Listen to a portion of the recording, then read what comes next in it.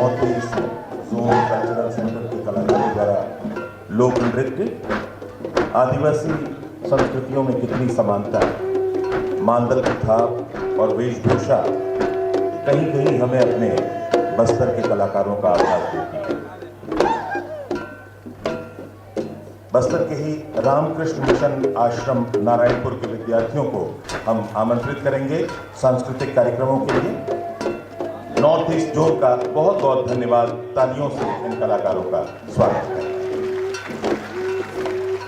Ramakrishna mission आश्रम अपनी प्रस्तुतियों के साथ शीघ्र मंच पर उपस्थित हैं। तालियों से स्वागत करें रामकृष्ण मिशन आश्रम के कलाकार।